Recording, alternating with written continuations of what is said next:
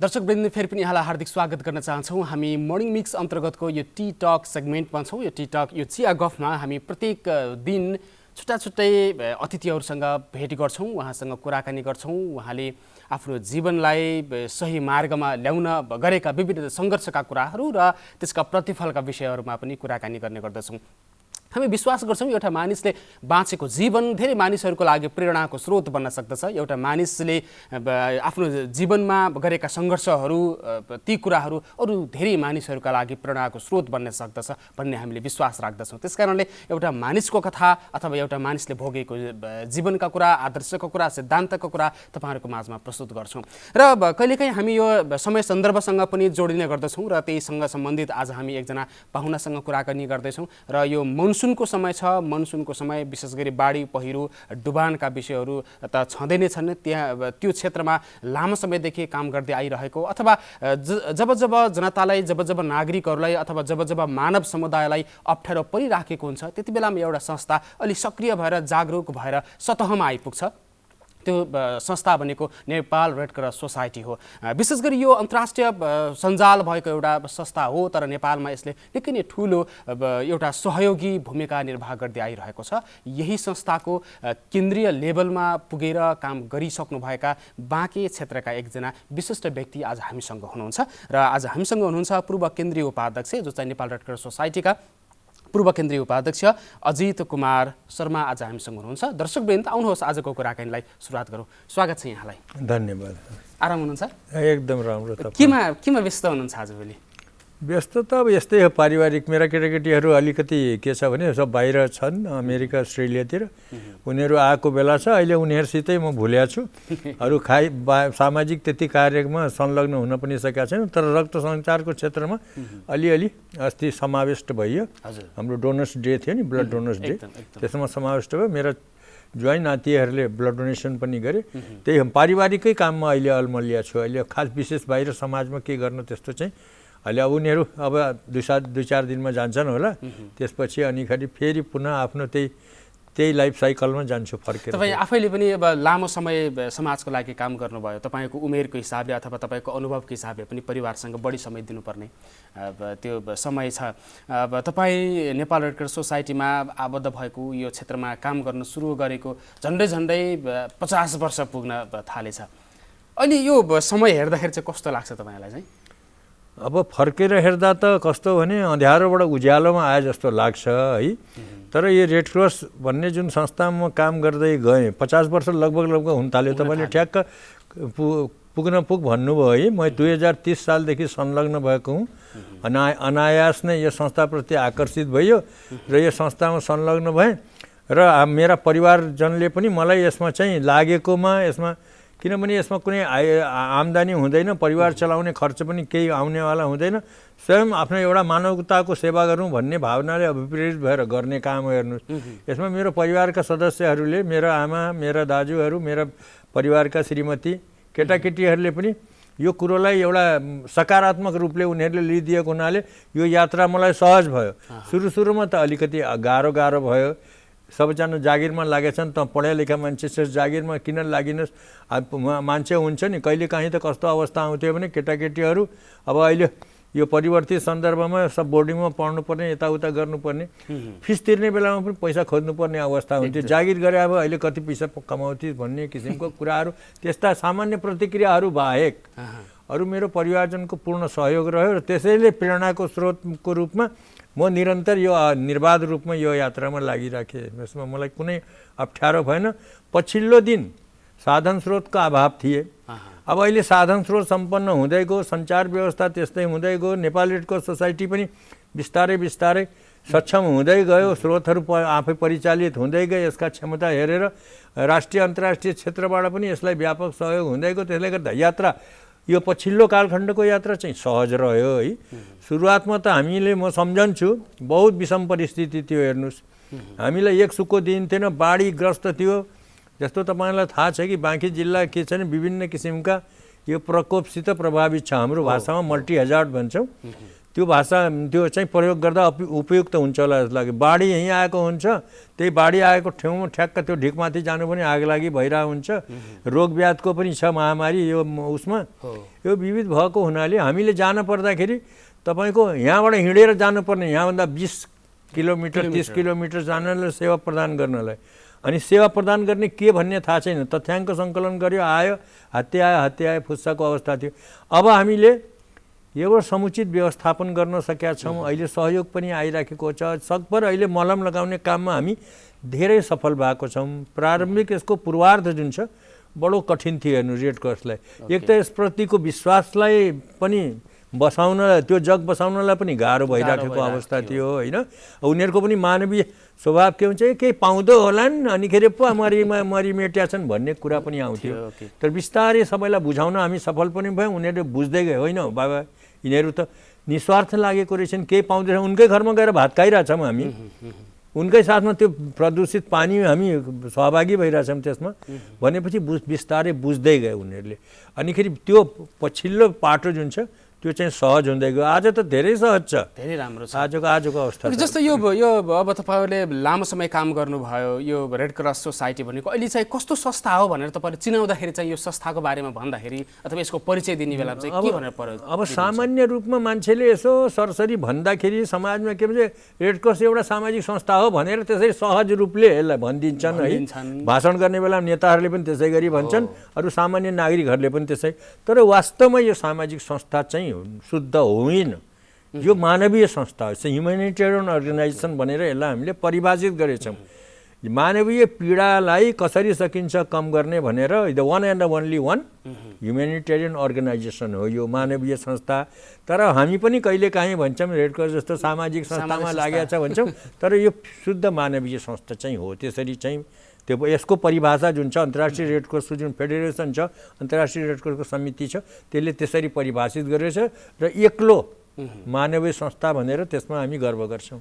Okay, अहिलेको समाजमा जस्तो अहिलेको जुन संरचना छ अथवा नेपाली समाज होस् अथवा विश्व समुदायमा तपाईँहरू भिज्नुहुन्छ, प्राय सबै देशहरूमा यसको शाखाहरू, यसको यो संस्था चाहिँ छ। नेपाली समाजमा चाहिँ यसको महत्त्वको विषयमा भन्नु पर्यो भने चाहिँ कसरी प्रश्न पार्नुहुन्छ? हाम्रो राजनीतिक व्यवस्था, हाम्रो समाजको संरचना अनि यहाँका मानिसहरूको बुझाइ हेर्दाखेरि चाहिँ यो संस्थाको आवश्यकता चाहिँ किन छ? अब कुरा के छ भने यसलाई अलि लामै चिरफार यसले माग्छ है तपाईँको प्रश्नले। तैपनि के छ भने सोझो शब्दमा भन्दाखेरि अहिले 200 समस्त विश्वमा छैन, 200 का हाराहारी राष्ट्रहरू छन् जो यसका चाहिँ छाता सङ्गठनका सदस्यहरू छन्। ती राष्ट्रहरूले एकअर्काका आवश्यकता परेको बेलामा पूरकको रूपमा काम गर्छन्, सप्लिमेन्ट्री कम्प्लिमेन्ट्री काम पनि गर्छन्, आवश्यकता परेको सहयोग जुटाउने काम पनि गर्छन्। त्यो लिने दिने क्रम त आफ्नो ठाउँमा छँदैछ। तर नेपालकै सन्दर्भमा यदि कुरा गर्ने हो भने नेपालमा रेड क्रस भनेर भन्दाखेरि अब मान्छेले बुझ्ने अवस्था आइसक्यो। कसरी बुझिरहेको थिए, एउटा कालखण्ड कस्तो थियो भने कसरी बुझिरहेको थियो भने रेड क्रस भनेको एम्बुलेन्स चलाउने संस्था हो, रेड क्रस भनेको बाढी पहिरो आगलागी भएको बेलामा सामान लिएर गएर सहयोग गर्ने संस्था हो, रेड क्रस भनेको रगत दिने संस्था हो भन्ने किसिमको एउटा धारणा थियो। अब रेड क्रसलाई समाजले पूर्ण रूपले, राष्ट्रले पूर्ण रूपले अंगीकार किन गर्यो भने हाम्रो रेड क्रसको सैद्धान्तिक आधार सबभन्दा ठुलो जग के हो भने हामी सरकारको सहयोगी निकाय हो। हामी सरकारको मातहतको होइन कि हामी सरकारको सहयोगी निकाय हो र सरकारलाई जुनसुकै अवस्थामा, तर डिजास्टरमा, प्रकोपमा, मानव पीडामा, चाहे मानवजनित डिजास्टर होस्, यस्तो भनौँ न 52 देखि 62 को कालखण्ड छ जुन बेला माओवादी यो मुभमेन्ट थियो, एउटा हाम्रो भनौँ न अब जनयुद्ध भनेर उहाँहरूले परिभाषित गर्नुहुन्छ, आफ्नो आफ्नो किसिमको भाषा छ। त्यो बेला द्वन्द्वको अवस्था थियो। त्यो बेलामा पनि हामी सर्वस्वीकार्य थियौँ। हेर्नुहोस्, हामी गर्वको साथ भन्छौँ कतिपय अन्तर्राष्ट्रिय संस्थाहरूका प्रतिनिधिहरूले एउटा तपाईँको पिन छ भने दिनुहोस् न, एउटा टोपी छ भने दिनुहोस् न, किन भन्ने प्रश्न गर्दा उनीहरूले के भन्थे भने रेड क्रसको टोपी, रेड क्रसको पिन लगाएर गयो भने हामीलाई विद्रोही पक्षले सम्मानजनक दृष्टिकोणले हेर्छ भने कुनै पनि किसिमको असुरक्षा थिएन, कुनै किसिमको असुरक्षा। र कतिपय बेलामा त के हो भने सरकारका केही महत्त्वपूर्ण व्यक्तिहरूलाई अपहरण गरेर लगेको अवस्थामा पनि हामीले मध्यस्थता गरेर उनीहरूलाई एकदमसित मतलब राम्रो अवस्थामा उनीहरूलाई बिचमा सहकार्य गरेर हामीले छुटाएको अवस्था छ। र त्यो अवस्थामा पनि अनि हाम्रो के छ भने कार्यविधि कार्यक्षेत्रमा अलिकति के छ भने त्यो पनि भन्नुपर्ने आवश्यक देख्छु मैले। के छ भने हाम्रो 3टा यो यसको चाहिँ रेड क्रस अभियान भन्छौँ, रेड क्रस मुभमेन्ट भन्छौँ। रेड क्रस मुभमेन्टका अरूका 2टा पाङ्ग्रा हुन्छन्, यसका 3टा पाङ्ग्रा छन्। हेर्नुहोस्, 3 व्हिलर भन्नुहोस् यसलाई है। किनभने एउटा जिल्लाबाट सुरु गर्नुहोस्, जिल्ला छ होइन, जिल्ला भनेपछि नेसनल सोसाइटीलाई प्रतिनिधित्व गर्छ राष्ट्रिय रेड क्रस, त्यसपछि महासङ्घ फेडरेसन भन्छौँ हामी जसको छाता सङ्गठनको सदस्य छौँ। त्यसै गरी अगाडि त्योभन्दा माथि जानुभयो भने अन्तर्राष्ट्रिय रेड क्रसको समिति जसलाई भन्छौँ international committee of red cross and red crescent भनेर। अब रेड क्रस र रेड क्रिसेन्ट भन्ने पनि जिज्ञासा मान्छेलाई हुनसक्छ, रेड क्रस भनिराखेको छ, यो रेड क्रिसेन्ट के हो? त जति पनि मुस्लिम कन्ट्रीहरू छ या अन्य धर्मावलम्बीहरू छन्, ती धर्मावलम्बीहरूले आफ्नो किसिमको तर्क राखेर कि हामीले यो त क्रिस्चियन धर्मको यो क्रस छ नि त रेड क्रसको, क्रिस्चियन धर्मको हो भन्ने किसिमको अलिकति त्यस्तो किसिमको भ्रम फैलिन्छ। त्यस कारणले हाम्रै अलिकति सजिलो गरिदिनु भने हामीलाई काम गर्न सजिलो हुन्छ भन्ने किसिमबाट जति पनि इस्लाम धर्मावलम्बीहरू छन् तिनीहरूले अर्धचन्द्राकार क्रिसेन्ट भन्छौँ त, red cross and red crescent. अब हामी त्यस बिस्तारै अर्को एउटा भनौँ न यहुदीहरूको लागि के छ भने एउटा क्रिस्टल भन्ने, रेड क्रिस्टल भनेको अब त्यो बुझिहाल्नु, मिश्रीको डल्लो हुन्छ त्यस्तै क्रिस्टल, त्यो हिसाबले चाहिँ अब त्यसरी गइराखेको छ। त्यो सबै क्षेत्रमा जुन छ त्यो हामीले जहाँ पनि काम गर्दाखेरि बाहिर हामी यहाँ रेड क्रस भन्छौँ। अब त्यसै तपाईँ जानुभयो इन्डोनेसिया जानुभयो, बङ्गलादेश जानुभयो, पाकिस्तान जानुभयो, त्यहाँ रेड क्रिसेन्ट सोसाइटी भन्छ, रेड क्रस भन्दैन होइन, हामी रेड क्रस भन्छौँ धेरै ठाउँमा त्यसरी। त्यसले गर्दाखेरि चाहिँ अब हामीले ठुला द्वन्द्वमा यो 3टाको कार्यक्षेत्र फरक छ। कार्यक्षेत्र भनेको अब यो हामीले आन्तरिक जति पनि यो छ नि के भन्छन् तपाईँको बाढी पहिरो सानो हाम्रो स्रोतले थेग्न सक्ने, हाम्रो व्यवस्थापनले त्यसलाई व्यवस्थित गर्न सक्ने यदि छ भने त्यो हेर्छ राष्ट्रिय सोसाइटीले, नेसनल सोसाइटीले, जस्तो नेपाल रेड क्रस सोसाइटीले हेर्छ, उसको क्षमताले उसको स्रोत साधनले यदि त्यसलाई सम्बोधन गर्न सक्ने अवस्था छ भने त्योभन्दा बाहिर जानु पर्दैन, उसले हेर्छ। अब यदि मान्नुहोस् कि उसका स्रोत साधनले भ्याएन, ठुलो आयो, जस्तो 72 सालको भूकम्पको कुरा गर्नुहुन्छ, त्योभन्दा पहिले पनि यहाँ बाढी पहिरो आयो, भुकमरी भयो होइन, त्यसमा चाहिँ विभिन्न हुने बेलामा त्यो बेला सक्रिय के हुन्छ भने फेडरेसन हाम्रो महासङ्घ स्रोत जुटाएर ल्याउने, सहयोग गर्ने, प्रतिनिधि पठाउने एवं प्रकारका सारा व्यवस्थापनमा उसको भूमिका हुन्छ। त्यसमा हामी एउटा सहयोगी भूमिकाको रूपमा हाम्रो उपस्थिति त्यहाँ रहन्छ।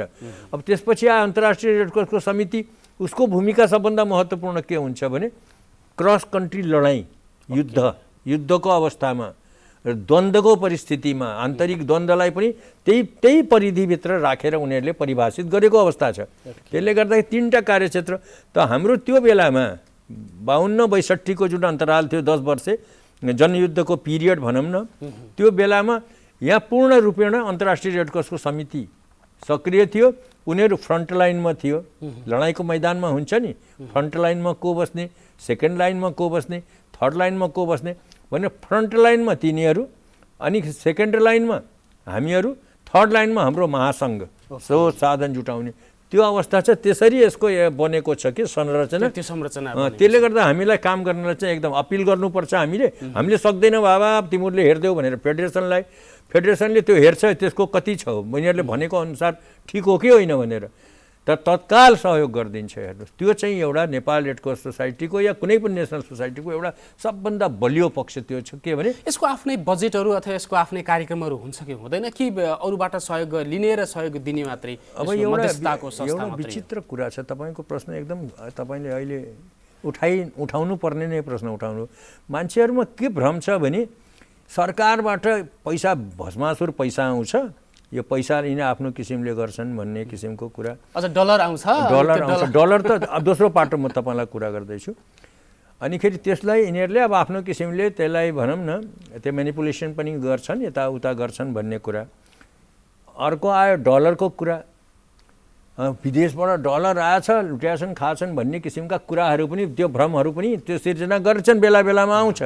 तर जुन किसिमबाट हामी काम गर्छौँ त्यो बिस्तारै त्यो भ्रम आफै त्यो विलिन हुँदै गइराखेको अवस्था छ। अहिलेसम्म हामीले त्यस्तो पाएको छैनौँ।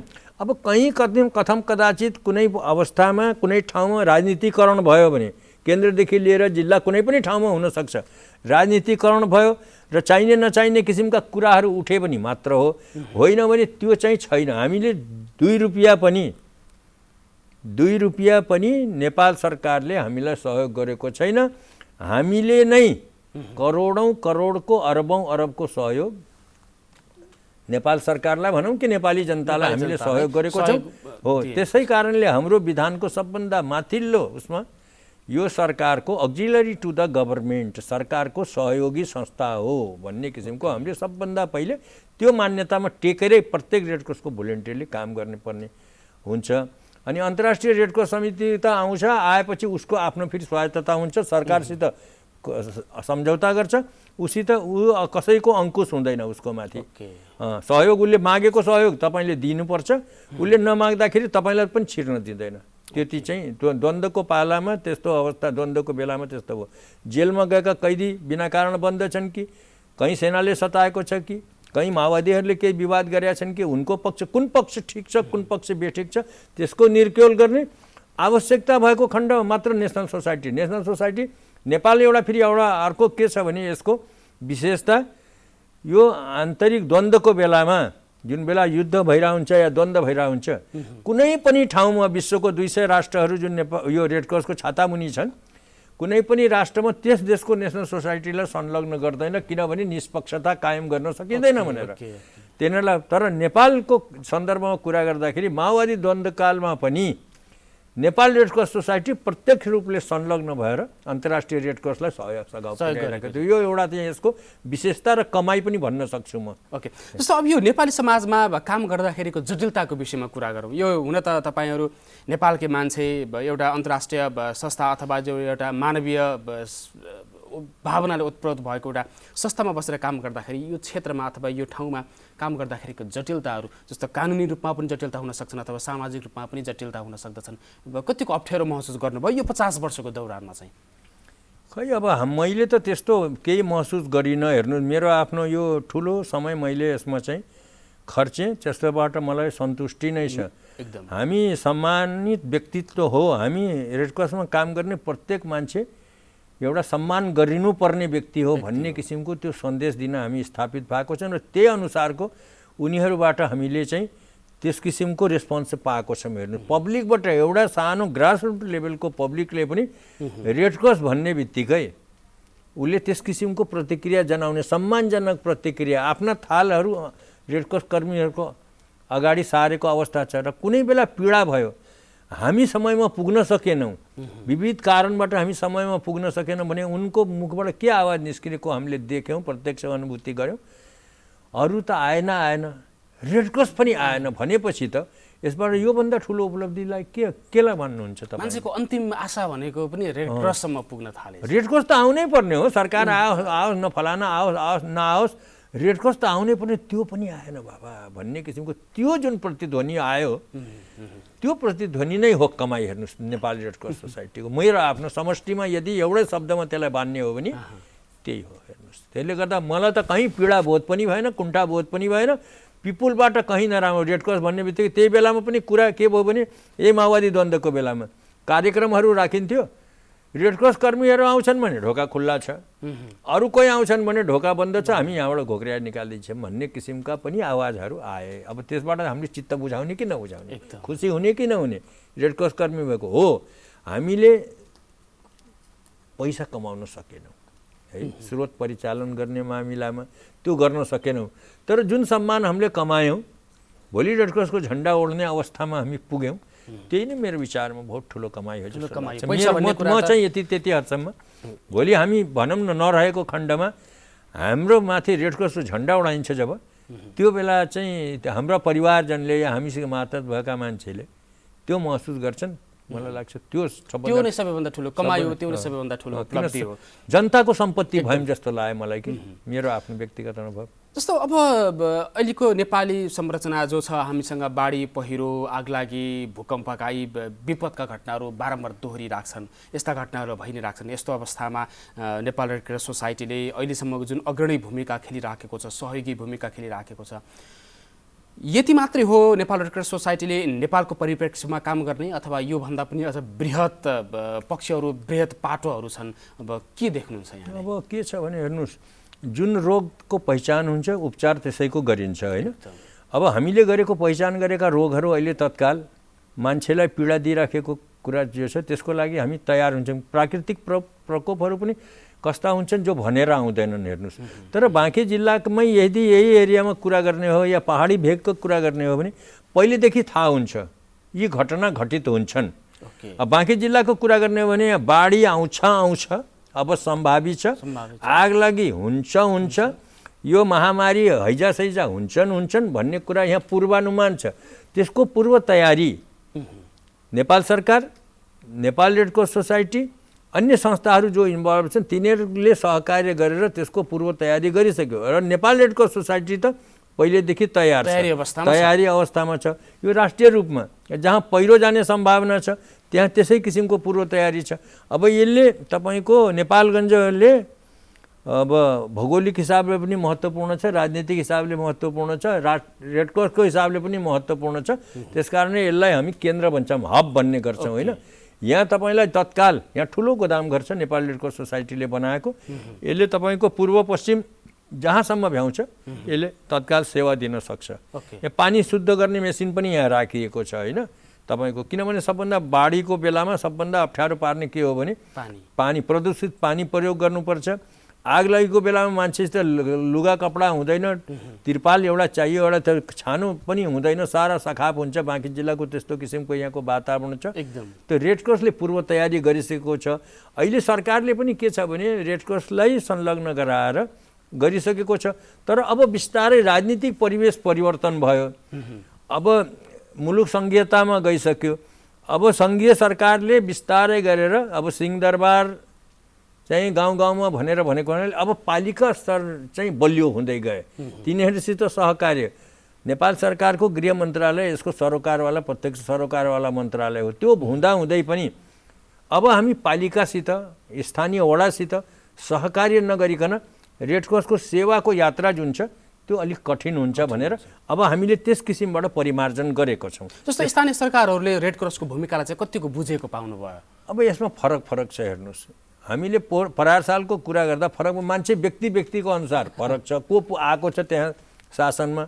हामी गयौँ यो बाँकी जिल्लाको पूर्वी सिमानामा कुसुमदेखि लिएर हामी तपाईँको बाँसगढीसम्म सामग्री वितरण गर्दै गयौँ, मान्छेलाई मोटिभेट गर्दै गयौँ, सान्त्वना दिँदै गयौँ आफ्ना स्रोत साधनहरू।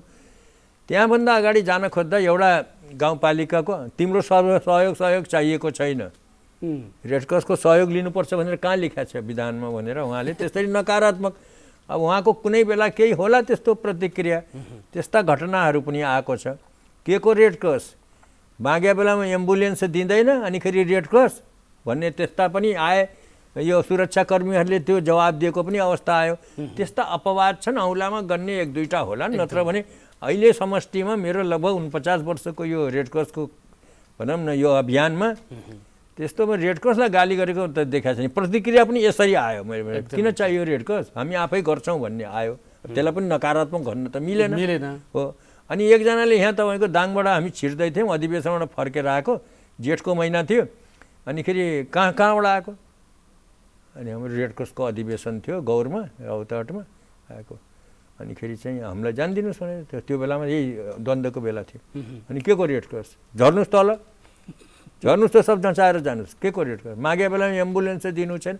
अब उसले कुनै बेला माग्यो होला, एम्बुलेन्स नपायो होला, त्यसको प्रतिक्रिया त्यो चाहिँ आयो। त्यस्तो त अब त्यसलाई पनि हामीले सहज रूपमा सकारात्मक रूपमा लिनुपर्ने अवस्था आयो कि त्यस्तो पनि भए रहेछ नि त, हाम्रा साथीहरूले पनि छुट्टी गरेका रहेछन् भन्ने कुरा। नत्र भने मलाई त अहिलेसम्म कहीँ केही कष्ट भएको छैन। जहाँ रेड क्रस कर्मी पुग्छन् जनता त्यहाँ तिनको ढोकामा पहिले पुग्छ। यति चाहिँ त्यो अब हामीले जस्तो नेपाल रेड क्रस सोसाइटी हुन त यसको आफ्नै रुल एन्ड रेगुलेसनका कुराहरू हुन्छन् होला, तर पनि अब चाहिँ यसले गर्नुपर्ने कुराहरूमा चाहिँ के देख्नुहुन्छ? यसले चाहिँ अहिले आम मानिसहरूले खोजिराखेको सहयोग र यसले दिन खोजिराखेको सहयोगको बिचमा जुन तालमेलको कुराहरू कतिको मिलेको छ अथवा मिलेको छैन, अथवा मिलाउनु पर्ने के हो कुराहरू हुन सक्छन्? अहिले के छ भने अहिले नेपाल रेड क्रस सोसाइटीलाई एउटा अप्ठ्यारो अवस्थाबाट नेपाल रेड क्रस सोसाइटी गुज्रिराखेको अवस्था छ। विशेष गरेर तपाईहरूले पनि सञ्चारमा काम गरिराख्नु भएको छ, तपाईहरूले पनि सुन्नुहुन्छ होला, यताउता छापामा पढ्नुहुन्छ होला। अहिले हामीलाई समस्या पारेको मूल कुरा के हो भने यो व्यवसायीकरण भयो कि व्यापार। जस्तो एम्बुलेन्स सञ्चालन गर्थ्यौँ, रेड क्रसको एम्बुलेन्स भन्ने बित्तिकै सुरक्षित होइन, अनि अरू एम्बुलेन्सहरू आए, अब एम्बुलेन्सले गलत काम पनि गरे, सवारी बोकिदिने, यो गरिदिने, त्यो गरिदिने, नचाहिने जुन छ प्रतिबन्धित सामानहरू पनि लिएर गएका अवस्था भए। त्यो एउटा समस्या के आइरहेछ भने एम्बुलेन्स भन्ने बित्तिकै रेड क्रस, चाहे जुनसुकै संस्थाको लेखेको होस्, एम्बुलेन्समा मात्रै रेड क्रस भन्ने चाहिँ। मलाई पनि यस्तै यो बैतडीमा एउटा घटना भयो। त्यो बेलामा म आइसिआरसीसित काम गर्दैथेँ, अन्तर्राष्ट्रिय समितिसित। त्यो आइसिआरसीको मान्छेले पनि त एम्बुलेन्स त त्यहाँ समाते, हेर तेरो तैँले हेर, त यो रिजन हेरिरहेछ, मध्यपश्चिम सुदूरपश्चिम, तेरो जिम्मामा छ, हेर त भने। अनि मलाई पनि लाग्यो के बिगार छ भनेर। भरे चाहिँ अब कुनै प्राइभेट संस्थाको एम्बुलेन्स रहेछ, अनिखेरि अब त्यसले सबै अवैध सामानहरू भनौँ न, रक्सी सक्सी प्रतिबन्धित थियो, ड्राई एरिया थियो, रक्सी थियो, त्यसमा अरू चुरोट के थिए, त्यो कुराहरू सबै बोकेछ। अनि अब के हो भने त्यसरी हेर्ने दृष्टिकोण त रेड क्रसले एम्बुलेन्स भन्ने बित्तिकै रेड क्रस भन्ने थियो। अब बिस्तारै त्यो हट्दै गइरहेको छ, तर व्यवसायीकरण बढ्यो, त्यसमा अलिकति त्यो छिट्टा फोहोरको छिट्टा हुन्छ नि, त्यो रेड क्रसलाई पनि अलिअलि आएको छ। समस्या कहाँ छ भने अहिले रक्त सञ्चारको क्षेत्रमा अलिकति समस्या बढी आलोचना भन्नेको पनि आपूर्ति हुन सकेन भन्ने। अब अहिलेसम्म त्यस्तो यहाँको कुरा मात्रै गर्ने हो भने, यसको यो भौगोलिक क्षेत्रभित्रको बाँकी जिल्लाकै कुरा गर्ने हो भने सबभन्दा ठुलो रक्त सञ्चारको क्षेत्रीय रक्त सञ्चार केन्द्र यहाँ छ। त्यो मध्ये नेपालगञ्जको पनि एउटा हो, जसको शाखाको रूपमा कोलपुरमा पनि छ। त त्यहाँ चाहिँ अहिलेसम्म मेरो जहाँसम्म सम्झना छ, मैले सुरु गर्ने पनि मध्ये म पनि एउटा हो। यहाँको रक्त सञ्चार सेवा सुरु गर्ने मध्ये 35 सालको आसपासमा हामीले सुरु गरे हौँ। अनि आजसम्म रगत नपाएर मरेको चाहिँ कोही व्यक्तिले आफ्नो जीवन गुमाउनु परेको चाहिँ त्यो घटना मलाई थाहा छैन। तर यो जुन तपाईँको कोभिडको पिरियड आयो नि, कोभिडको पिरियडमा पनि रेड क्रसले उल्लेखनीय काम गरेको छ। म भन्छु कसैले गर्न नसकेको काम पनि गरेको छ। तर उनीहरू बाहिर के भन्छन् भने रेड क्रसले आफ्नो आफै मपाइ भइरहेछ भन्ने कुरा गर्छन् होला, तर यो यथार्थ हो। त्यो बेलामा अलिकति हामीलाई कष्ट पर्छ। अहिले त्यो कष्ट अहिलेसम्म निरन्तर छ, किन रक्तदान गर्ने जुन भोलिन्टरी डोनरहरू छ नि, स्वयंसेवी रक्तदाताहरू, त्यो अवरुद्ध भयो। अब जोसित पाए रगत लिन नमिल्ने, अब किनभने सर्छ कि भन्ने त्यो कोभिडको त्यत्रो, त्यसैको अलिकति जुन छ धङधङ्गी भन्छ नि एउटा, त्यो रिफ्लेक्सन अहिलेसम्म छ अहिले हामीलाई। तर अब यो 2-4 महिनादेखि हामीले, अनि बिचमा निर्वाचन पनि आयो, स्थानीय निर्वाचन, त्यसले गर्दा पनि रक्तदाता नभइकन त कहाँबाट किनेर ल्याउन पाउँदैन, कुनै ब्याङ्क छैन त्यसको। त त्यसले गर्दाखेरि अभावका कुराहरू आए, तर त्यो अभावलाई हामीले कुनै पनि किसिमबाट हामीले त्यसको आपूर्ति गरेका छौँ जस्तो मलाई लाग्छ। अब ठुलो ठाउँमा ठुलो आवश्यकता हुन्छ, सानो ठाउँमा सानो आवश्यकता हुन्छ। अब कहीँ होला कसैले नपाएको पनि होला, अब गयो 4 जनालाई चाहिएछ, 2 पिन्ट ब्लड छ, 2टाले पाए 2टाले पाएन, त 2टा त उनको रिएक्सन भयो, रगतै पाएन ब्लड ब्याङ्कमा, त त्यो अवस्था पनि छ। त्यो सबभन्दा अहिले मैले देखेको अप्ठ्यारो अवस्था रगतको आपूर्ति छ। अब क्रमिक रूपले त्यसमा संशोधन सुधार हुँदै गइराखेको छ। अब त्यसमा सरकारले फ्री गरिदिए हुन्थ्यो जस्तो लाग्छ है। अब त्यो प्रादेशिक सरकारले हामीले पेस गर्न लगाएको छौँ। हाम्रो यहीँको मन्त्री हुनुहुन्छ यो प्रदेशमा, सुरेन्द्र बहादुर हमाल, उहाँ मार्फत कागज त पेस गरिरहेको छ। यसलाई निःशुल्क गरिदेऊ, जसले पनि पाउने, धनी गरिबको ऊ नगर, नत्र भने धनी पनि गरिब भएर त्यहाँ आउँछन्, अलिकति त्योभन्दा सबैलाई ओपन गरिदेऊ, चाहिएको रगत सरकारले त्यसलाई क्षतिपूर्ति देऊ भन्ने किसिमको त्यो प्रस्ताव गरिरहेको छ। मलाई लाग्छ केही दिनमा गर्छ होला सरकारले पनि, सकारात्मक छ त्यो त। हामी अब कार्यक्रमको अन्तिम चरणमा छौँ, आधा घन्टा करिब व्यतीत गरिसकेका छौँ हामीले। अब अन्त्यमा चाहिँ नेपाल रेड क्रस सोसाइटी जस्ता यी सामाजिक संस्था अथवा मानवीय भावना भएका संस्थाहरूलाई चाहिँ आम मानिसहरूबाट चाहिँ कस्तो सहयोग भयो हुन्थ्यो भन्ने लाग्छ तपाईँहरूलाई चाहिँ? अब सहयोग त कस्तो भनेपछि अब नेपालको भर्खर गरिबीको रेखामुनिबाट अलिकति उम्किने अवस्थामा नेपाल आएको छ। आर्थिक सहयोग गर्ने भन्ने अपेक्षा गर्न त व्यर्थ छ एकदम। तर के छ भने हामीलाई भावनात्मक रूपले जुन किसिमको सम्मान या जुन किसिमको हामीलाई उनीहरू प्रेरणा दिइराखेको छन् त्यही प्रेरणा दिने र सरकारले पनि यसलाई हेर्ने दृष्टिकोणमा सुधार गर्नुपर्ने आवश्यकता देख्छु मैले के। एउटा मन्त्रालयको परिधिभित्र बाँधेर रेड क्रसलाई एउटा त्यहाँ मूर्तिको रूपमा स्थापित गरेर हुनेवाला छैन। रेड क्रसलाई पनि एउटा भूमिका, महत्त्वपूर्ण भूमिका, त्यो पछाडिको त्यो पाङ्ग्रा हुन्छ नि गाडीको स्टेपनी जस्तो नगरेर बराबरको सहकार्य गर्नेमा ल्याउनुपर्छ कि भन्ने मेरो आफ्नो दृष्टिकोण।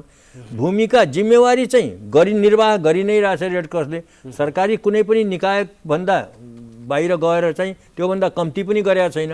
त्यसको बावजुद पनि एउटा साधारण सदस्य 20 जनाको भेलामा त्यहाँ राजनीतिक 10 वटा राजनीतिक दलका प्रतिनिधि त्यहीँ हुन्छन्, रेड क्रसको प्रतिनिधि पनि त्यहीँ हुन्छ। त्यसरी सबैलाई एउटै आँखाले हेरिदिनु भएन, उसलाई केही न केही अलिकति महत्त्वपूर्ण जिम्मेवारी दिनुपर्छ भन्ने जस्तो मेरो आफ्नो त्यो दिएको खण्डमा अलिकति बाहिरबाट पब्लिकले हेर्ने दृष्टिकोण पनि रेड क्रसको पनि कर्मीहरू पनि एउटा त्यसमा महत्त्वपूर्ण जिम्मेवारी भूमिका निर्वाह गर्छन् र त्यसै हेर्ने दृष्टिकोण पनि परिवर्तन हुन्छ। नत्र हेर्ने बेलामा त्यो भिडमा त्यो घुइँचोमा त्यो राजनीतिक दलका जति प्रतिनिधि छन् तिनलाई त्यही हिसाबले नेपाल रेड क्रसको प्रतिनिधिलाई पनि हेरिदिन्छ। अलिकति केही फरक गर्ने कसी चाहिँ एउटा मापदण्ड बनाउनुपर्छ कि जस्तो मलाई लाग्छ। अब यही सन्देश पनि हो, यही मेरो सन्देश पनि, सरकारसित मेरो अनुरोध हो, जनतासित मेरो एउटा चाहिँ भनौँ न निवेदन म त्यो गराइ छ र मेरा रेड क्रसका मेरा सहकर्मी छन् यहाँदेखि लिएर केन्द्रसम्मको, तिनीहरूले पनि यही लाइनमा अगाडि बढ्नुपर्छ जस्तो मलाई लागेको छ। त्यही हो कुरा। हस्, धन्यवाद। आजको कार्यक्रममा समय मिलाइदिनु भयो। अत्यन्तै महत्त्वपूर्ण कुराहरू भयो। यो कुराकानी अझ धेरै लामो बनाउन पाए झन् सहज हुन्थ्यो, राम्रो हुन्थ्यो र आजको कार्यक्रम अत्यन्तै महत्त्वपूर्ण भयो। यसको लागि धन्यवाद यहाँलाई। म पनि तपाईँहरूले रेड क्रसको प्रतिनिधित्व गर्ने प्रतिनिधिको नाताले मलाई निम्त्याएर जुन यो मौका दिनुभयो र मैले केही सन्देश केही आफ्ना अनुभवहरू साट्ने जुन मौका तपाईँहरूले जुटाइदिनु भयो, यो तपाईँको टेलिभिजनलाई, कोलपुरलाई म आफ्नो तर्फबाट, संस्थाको तर्फबाट धेरै धेरै धन्यवाद दिन चाहन्छु। हजुर, हुन्छ। र आज हामी कुराकानी गऱ्यौँ नेपाल रेड क्रस सोसाइटीका पूर्व केन्द्रीय उपाध्यक्ष अजित कुमार शर्मा ज्यूसँग कुराकानी गऱ्यौँ। विशेष गरी नेपाल रेड क्रस सोसाइटीका भूमिकाहरू, यसले नेपाली समाजमा पुर्याएका योगदान र त्यसबाट प्राप्त भएको उपलब्धिहरूको विषयमा र नेपाल रेड क्रस सोसाइटीलाई यहाँको नेपाली समाज र यहाँ नेपाली सरकार अथवा स्थानीय तहहरूले पुर्याउनु पर्ने जुन सहयोगी भावना अथवा नीतिगत सुधारका कुराहरू अथवा हेर्ने दृष्टिकोणमा ल्याउनु पर्ने सुधारका विषयहरूमा पनि कुराकानी गऱ्यौँ। आजको कुराकानी अत्यन्तै फलदायी भयो होला भन्ने हामीलाई विश्वास छ। हामी केही क्षण पछाडि जिल्ला अपडेटका साथमा उपस्थित हुनेछौँ। एनटिभी कोलपुर हेर्दै रहनुहोला।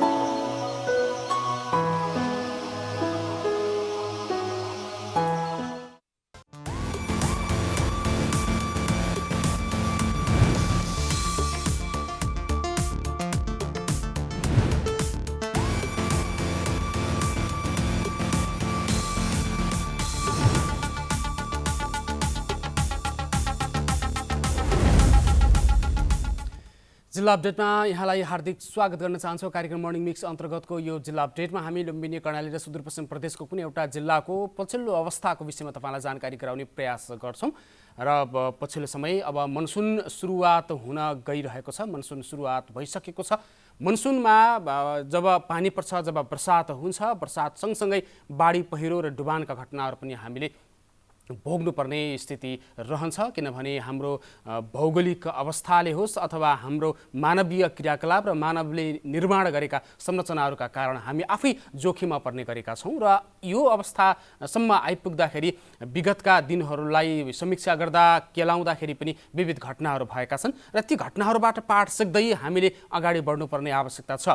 तर विशेष गरी यो मनसुन सुरु हुनुभन्दा अगाडि स्थानीय तहमा अथवा जिल्ला स्तरमा यो पूर्वानुमान गर्ने अथवा पूर्व तयारी गर्ने जुन परम्परा छ अथवा त्यो परम्परा अनुसार चाहिँ विभिन्न जिल्लाहरूमा त्यस अनुसारका कार्यक्रमहरू पनि भइरहेका छन्, कामहरू भइरहेका छन्, पूर्व तयारीका अथवा पूर्वानुमानका विषयहरू पनि रहेका छन्। र विशेष गरी गत वर्ष हेर्दाखेरि बाढी पहिरो अथवा विभिन्न विपदका घटनाहरूले बाजुरा जिल्ला पनि अछुतो रहन सकेन, त्यो प्रभावित भयो। बाजुराको विभिन्न ठाउँहरू विशेष गरी ग्रामीण क्षेत्रहरू अथवा पहाडी बस्तीहरूमा पहिरो जाने, त्यसबाट बाढीले विभिन्न अप्ठ्यारो परिस्थितिहरू सृजना गर्ने कामहरू भए।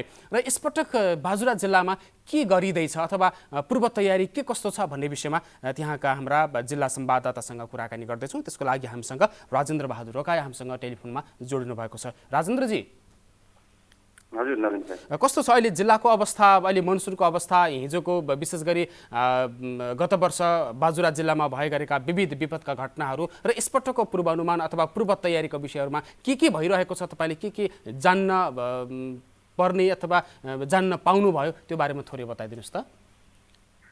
खासमा बाजुरामा पोहोरको साल पनि धेरै क्षति भयो बाढीले गर्दा, र अहिले बाजुरामा पूर्व तयारी प्रतिकार योजना बन्दैछ।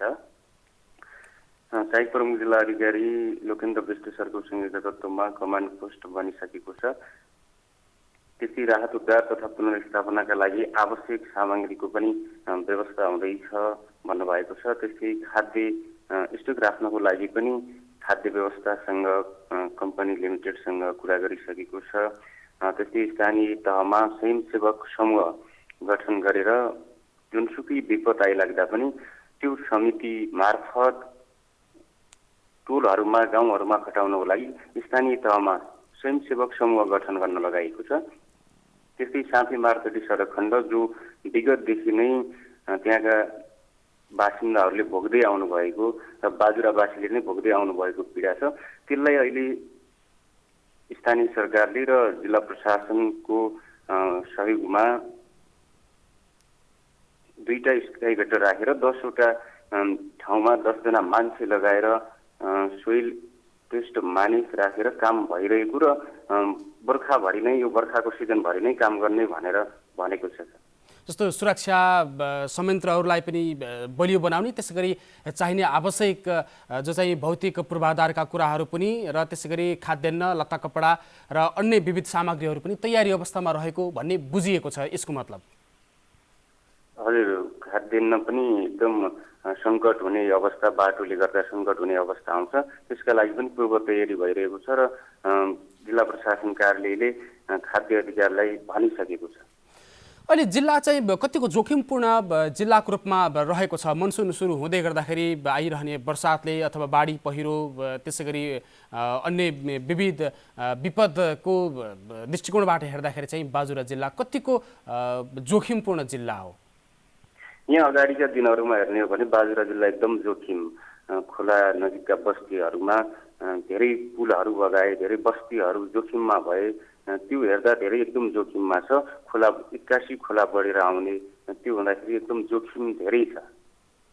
जस्तो अब त्यसको लागि त्यहाँका स्थानीय तहहरूको भूमिका चाहिँ के हुने, अथवा स्थानीय तहहरूले अथवा स्थानीय सरकारहरूले के कसो काम गर्दैछन्? जस्तो विगतको विपदहरूबाट पाठ सिकेर बस्तीलाई चाहिँ स्थानान्तरण गर्ने अथवा बस्तीलाई चाहिँ एकीकृत रूपमा चाहिँ बसाल्ने लगायतका विविध योजनाहरू पनि त्यति बेला आएका थिए। यसपालि चाहिँ के कस्ता कामहरू भइरहेका छन् अथवा हुन सकेनन्, के छ? यसपालि स्थानीय तहले पहिला अब प्रत्येक नगरपालिका गाउँपालिकामा हामी बढी मालिका नगरपालिका, जिल्ला सदरमुकामको नगरपालिकाकै कुरा गर्दा स्थानीय आपतकालीन कार्य सञ्चालन केन्द्र स्थापना गरेर एकदम पूर्व तयारी गरेर लागेको थियो भने अहिले खासै स्थानीय सरकारहरू भर्खर भएको हुनाले पनि होला त्यति पूर्व तयारी गरेको जस्तो देखिँदैन। हस्, यहाँलाई धेरै धेरै धन्यवाद। हजुर, उहाँ हुनुहुन्थ्यो बाजुरा जिल्ला स्थित हाम्रा संवाददाता राजेन्द्र बहादुर रोकाए। बाजुरा जिल्लाको पछिल्लो अवस्थाको विषयमा, विशेष गरी त्यो अवस्था भनेको यो बाढी पहिरो, यसै गरी अन्य जुन प्राकृतिक प्रकोप र त्यसबाट प्राप्त हुने, त्यसबाट आउन सक्ने विपदका घटनाहरूमा बाजुरा जिल्लाले के कस्तो तयारी गरिरहेको छ भन्ने बारेमा संक्षिप्तमा हामीले जानकारी लिने कोसिस गऱ्यौँ र त्यहाँको विशेष गरी प्रमुख जिल्ला अधिकारीको संयोजकत्वमा रहने विपदको पूर्व तयारी अथवा पूर्व अनुमान गर्ने एउटा संयन्त्र रहन्छ, त्यो संयन्त्रले गरेका कामहरूको विषयमा पनि हामीले त्यहाँबाट सूचना प्राप्त गर्न सफल भयौँ। किनभने जिल्लामा रहेका सम्पूर्ण किसिमका सुरक्षा संयन्त्रहरूलाई एकजुट बनाउने र त्यसलाई चाहिँ प्राकृतिक प्रकोपमा उद्धारको सन्दर्भमा होस् अथवा त्यसलाई पुनर्स्थापना गर्ने सन्दर्भमा होस् अथवा स्थानान्तरण गर्ने सन्दर्भमा पनि त्यो संयन्त्रलाई परिचालन गर्ने, त्यसै गरी खाद्यान्न, लत्ता कपडा लगायतका अन्य अत्यावश्यक सामग्रीहरूको बन्दोबस्त गर्ने र त्यसलाई अप्ठ्यारो परेको बेलामा त्यसको परिचालन गर्ने सन्दर्भमा पनि बाजुरा जिल्लाको सरकारी निकायहरूले काम गरिरहेको कुराहरू उहाँले जानकारी गराउनु भएको थियो। भने बाढी आउनुभन्दा अगाडि अथवा पहिरो आउनुभन्दा अगाडि सचेतनाका कुराहरू जो चाहिँ जोखिमपूर्ण क्षेत्रहरू छन् ती क्षेत्रहरूमा बसोबास गर्ने मानिसहरूलाई जानकारी दिने अथवा पूर्व तयारीको अवस्थामा रहनको लागि जानकारी दिने सन्दर्भमा पनि त्यहाँको स्थानीय निकायहरूले, त्यहाँका स्थानीय सरकार अथवा सरकारी संयन्त्रहरूले गरिरहेका प्रयासका विषयमा उहाँले जानकारी गराउनु भएको थियो। यो भलै बाजुरा जिल्लामा मात्रै सीमित नरहेर अन्य जिल्लाहरूमा पनि यो कुराहरू लागू हुन्छ होला, किनभने मनसुन सुरु भइसकेको छ। मनसुन सुरु हुँदै गर्दाखेरि निरन्तर रूपमा पर्ने अथवा अविरल रूपमा पर्ने वर्षाका कारणले बाढी पहिरो र त्यससँग सम्बन्धित विपदका विविध घटनाहरू हुने गर्दछन्। त्यसले ठुलो मानवीय क्षति मात्रै होइन, त्यसले ठुलो मात्रामा धनको पनि क्षति अथवा भौतिक संरचनाहरूमा पनि क्षति पुर्याउने भएको हुनाले त्यस्ता संरचनाहरू निर्माण गर्दा पुर्याउनु पर्ने जुन खबरदारीका कुराहरू होस् अथवा सचेतनाका कुरा होस् ती कुराहरूलाई पनि मध्यनजर गर्नुपर्छ भन्ने किसिमको चेतना यति बेला दिन जरुरी छ। र हामी जहाँ छौँ, जे जस्तो अवस्थामा छौँ त्यति बेला हामी सुरक्षित हुने अवस्थामा बसौँ, सुरक्षित रहने कुरामा हामीले ध्यान दिन सक्यौँ भने हामी सुरक्षित त हुन्छौँ नै र त्यसले अर्कालाई पनि सहयोग पुर्याउन सक्छ भन्ने कुरालाई यहाँनिर राख्न चाहन्छु। हामी जिल्ला अपडेटको साथसाथमा आजको कार्यक्रमको मर्निङ मिक्सका सम्पूर्ण सेगमेन्टहरू यहीँनिर सकिएका छन्। भोलिको श्रृङ्खलामा फेरि 6 बजे मर्निङ मिक्सका अन्य सेगमेन्टहरू सहित हामी पुनः उपस्थित हुनेछौँ। अहिले भने बिदा दिनुहोस्, नमस्कार।